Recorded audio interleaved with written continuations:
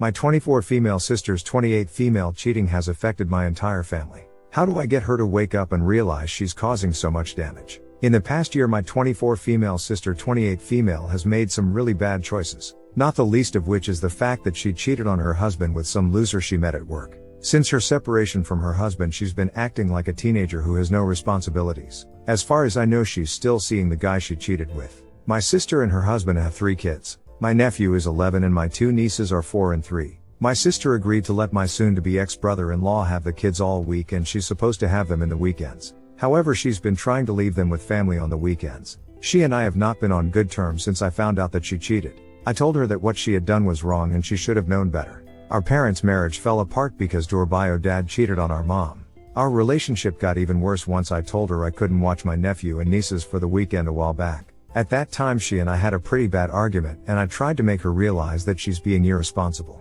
I tried to tell her if her husband finds out she's shirking her responsibilities to her kids he could end up winning full custody of them. I was basically told to mind my own business. I haven't spoken to her much except at my youngest niece's birthday party last weekend. My mom and our stepdad, who is really our dad for all intents and purposes, are totally stressed out by the situation. We also have a younger half-sister 18 female that's stressed out by the whole thing. Everyone is worried that we may end up not being able to see the kids anymore. She's also clueless to the fact that in the state we live in the courts consider adultery when deciding things like alimony. She thinks she's going to be loving the good life. My brother-in-law makes a very good living. He sells high-end luxury cars. My little sister and I looked all this up a while back and we can't believe she's so clueless. The worst happened earlier this week when she actually brought this guy she cheated with around to our parents' house. I wasn't there, but I guess my mother told him that he wasn't welcome in their house and that he's a worthless human being for pursuing a married woman. Now my sister is refusing to come around my parents' home anymore. How can I get through to her? I feel like I need to make one more effort to sit her down and try to open her eyes to the disaster she's about to face. My younger sister and I are planning to try to confront her tomorrow. Not loudly. We don't want it to get ugly. But we both feel that if she doesn't hear some real truth pretty soon it's going to be too late for her. How can we make her realize that she's doing so much damage to not only her family but to our whole family? Edit: I need to make a few comments here because I have comments on here basically ripping me for claiming my brother-in-law is great. I wish people would stop attacking me for things other people did when I was a kid and had nothing to do with. I'd like anyone who thinks I said he's great to point out exactly where I said that. All I've pointed out is that at this time he's the only parent that's actually providing their kids with a stable situation at home. I don't know all the details of how they got together. I was 13 when my sister got pregnant with my nephew. The only details I've ever heard was that they met at a party and hooked up. And she ended up pregnant. No, my mom and stepdad were not okay with the situation. How could they be? But they did try to provide my sister with a support system when she was pregnant. At the time her and my brother-in-law weren't even together. I'm not even sure when he found out that my sister was pregnant. Again, I was 14 at the time and wasn't let in on any of this stuff. I know that around the time my nephew was 4 or 5 her and my brother-in-law started to see each other on a regular basis. Before that he had their son on the weekends and that was it. Why didn't my parents have him locked up? You'd have to ask them. For all I know they did report him. Once again I was a kid at the time so I don't know exactly what happened. I do know that his family is rich and mine isn't. Could that have something to do with why he got away with what he did? When my sister was 23 they ended up getting married. Why did she marry him? I'd guess because he was making good money already. Were my parents thrilled about any of this? Of course they weren't, but at 23 she was making her own decisions. Again, I have never stated that I think my brother-in-law is this great perfect person. I've never been really close to him. All I can see is that he does seem to be a good dad to his kids. Do I know all the details about their marriage? No. Does that mean that I can't think that the guy my sister is running around with is a loser? No. I think the guy's a scumbag for chasing a married woman. Nothing is going to change my mind about him. Do I think my brother-in-law is great? No. Was it shady of him to be with a girl as young as my sister? Yes. Would I have married him? No. But does he seem to be doing a good job of providing for my nephew and nieces? Yes. Do all 3 of them adore their dad? Yes. So people are not one-dimensional things. People are complicated and have many facets. So while I may not exactly like my brother-in-law, I can admit that he's a good parent. Far better than my sister. Anyway, my concern is that my sister is going to end up like our bio dad and not have any sort of relationship with her kids. So don't come here and make comments judging me for some shit that went down when I was a kid sitting at home watching Good Luck Charlie on the Disney Channel. Too long didn't read. My sister is going through a divorce that she caused by cheating. My younger sister and I plan on trying to talk some sense into her before she causes permanent damage to our entire family. This isn't exactly what you asked. But are none of you in contact with her specs? Y'all want a relationship with the kids. Build a good relationship with him. You don't have to choose your sister over him just because she's blood. Yeah. Try building a separate relationship with him, the kids away from the sister. I'd imagine the brother-in-law would appreciate the support, especially given how his life imploded. You can't change your sister. You can reach out to your former brother-in-law and ask to stay in your nieces' and nephews' lives. That would probably be your best bet, honestly. You have to do what's best for the kids at this point. Nothing you can do. Really. Support brother-in-law so the kids can continue to see you periodically in the future. But don't babysit for your sister. She sounds like she got married too young and is not okay with it. Wants to get some fun in while she can. Problem is how it's affecting everyone else involved. And how it'll impact her kids. Usually when someone is doing this kind of exploding of their life, there's no way to get them to stop. She just has to do it, and sadly it would likely mean not being in the kids' lives, which is going to be so hard and painful for them. Plus the rest of you, and realize her mistakes. You can't make her choose something else if she's set to sabotage this. The family can set boundaries in terms of not watching the kids when she should be. But even that may be hard if she chooses to drag them along to whatever foolishness she wants to do. Sorry. Second story. Accidentally catfished my husband and he fell for it. Okay. So I have multiple Instagram pages, including a fake page for Creeping Plaza No Judgment. Tonight, I replied to my husband's Instagram story from the fake page by accident. I genuinely thought I was on my personal page. He had a gig for a wedding, and I was commenting on the venue. His response back was oddly flirty. And after a few back and forth messages I realized we were communicating via the fake page. At that point, I messaged him asking him if he knew who he was talking to. He said no. But he's trying to see, mind you. He doesn't even follow this person's page. In the back of my mind, I felt like he knew it was me, but I still wanted to play with him to see how far this would go. So I flirted back. Said to come see me. He gave me his phone number, so it began texting. I used my business phone to text him. I gave him the address so we can meet. I have a friend out of town, so I gave her address. And the whole time I'm freaking out waiting for him to call me to stop playing. But nope. Instead he texts me he's going bar hopping with his friends after the gig. Meanwhile he's actually headed to this person's house, which is my friend's address, and I'm pretty sure he's visited before, so I'm still going along with it. Because there's no way he can be this slow. How did he not suspect it was me? He knows I have a fake page, and then he's only been talking to this fake page within a span of 2-3 hours. Only seen one picture, and most importantly we've been married 5 years. Never had any cheating or infidelity scandals, but lo and behold, he shows up to the house, calls and texts a bunch of times that he's outside. After about 20 minutes waiting around, he calls the real me to say he's tired and not going out anymore. He's on his way home. When he gets home, he's acting normal, so now I'm curious if he was really interested in meeting this mystery woman. I'm completely shocked. So while he's in the house, I'm texting him from my business phone apologizing for not answering earlier. Gave some BS excuse but invited him to come back if he was down, and this MF comes to me saying he thinks he wants to go hang out still. He hasn't been out or seen his friends in a while, so he thinks he should go. As he's getting dressed, I text as the girl saying it's best he comes the next night instead, and he agrees. I checked his pockets car for condoms or receipts of purchase. There was nothing. I had my friend send me the ring video and he was really there, so embarrassing. I'm just so confused because I never would have expected this from him. I feel so guilty that I created this situation. And it would be so silly to confront him about it. I wouldn't even know how to confront because I've never been cheated on before, but he really went to the house of a random girl from Instagram. I feel so crappy, sad, mad, like I can't trust him. How can I move past this? Edit for reference. We got married at 21 after 6 months of dating. Both 26 currently.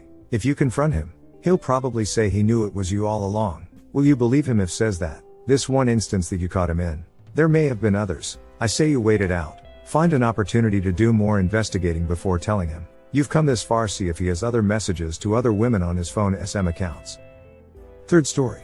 I 25 male made the mistake of agreeing to a threesome with my girlfriend 24 female and her friend 26 female, and now my girlfriend is jealous. I've been with my girlfriend for 2 years and every had been great. We love each other so much and I want to one day marry her. She is bi and has asked me in the past if I ever want to have a threesome with her and another girl. Up until recently I never really wanted it. It seems like a lot of pressure and I'm not big on sharing. I was thinking about it and told her I wanted to try it out. I told her she could pick out the girl, and she chose a bi friend of hers for the deed. Everything seemed to be going well. My girlfriend claimed at the time to have done this before with a previous boyfriend. We established ground rules. We all got tested for STIs. They are both on birth control, so we didn't have to worry about that, and decided our night. I had a good time, but a few things happened that my girlfriend told me made her upset. First, when we started actual penetration, I finished in the friend in less than 2 minutes. I don't know why. My guess is that I was excited and nervous and I just went off a little prematurely. They were both understanding and I just went down on her until I was ready to go again. The second is that I let out a pretty loud involuntary moan when finishing from oral X with a friend. This I should have seen coming from my girlfriend to get mad. My girlfriend had never once made me finish from head. She's really good at it. I just usually don't finish, and her friend made me do it and it distracted me from kissing my girlfriend, and I moaned very loud. The last thing is that she apparently hated how I was gentle with her but not as gentle with her friend. My girlfriend always says she loves gentle 10 and 1 love a slow deep stroke with her so much. But her friend didn't respond as well to that, so I kinda just kept getting rougher and she loved it and was able to finish from it. While I was doing this, my girlfriend said she needed to take a break and left the bedroom for water. When she came back, her friend was already done and I was going to town on her until I got off. My girlfriend then said she thought we should stop as she really needed rest. We cleaned up and sent her friend off. My girlfriend was cold to me for the rest of the night. Yesterday morning she told me that I can never see her friend or speak to her again. I asked why and she said that the way I acted with her made her think I wanted her. I told her that was crazy and didn't want her friend. After some talking she asked who felt better. I told her that it was just X without love with her friend and that I much prefer X with love. She told me that she didn't ask that, and she wanted to know who I thought felt better physically. I told her that it didn't matter because I wanted her and only her. She started crying. I was able to comfort into stopping, but now she doesn't want to talk about it. I'm pretty sure she cut her friendship with the other girl. I'm really at a loss. Is there anything I can do to make her feel better? Thanks for sharing. Now I know I'll never ever have a threesome with my BF. The possibility was 0.019999% before and now it's just 9 million now. Edit: the most likes I've ever gotten in my first award. Thank you. First, I would like to thank my grandma for making this possible. I want to thank my mom for birthing me and making this happen. JK, thanks guys. Fourth story. Boyfriend has stopped being romantic completely. New. So, my boyfriend M18 has stopped being romantic to me F18 completely. We got together sometime in early July, but we had started hanging out in May. We hit it off really well and soon we started hanging out every day.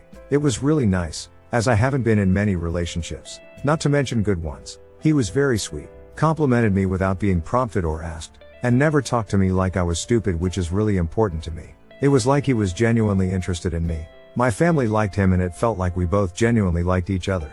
The issue of college comes in. As this was during the summer, we could hang out all the time, but we both knew he'd be leaving for school. While this was sad, it was only a few hour drive back and forth, and it was a drive that I was willing to make to see him, and one he seemed fine in making. 2. I knew things would change, as he would be busy, and I was willing to accept that. It would be unfair of me to demand his attention all the time. Since leaving for school, I began to see things change. They were the expected things. He was stressed out more and busy and overall not as romantic, which was fine. I expected that and knew there would be days or even weeks where he'd be distant. He still made the effort to talk, which I always appreciated because it let me know he was important.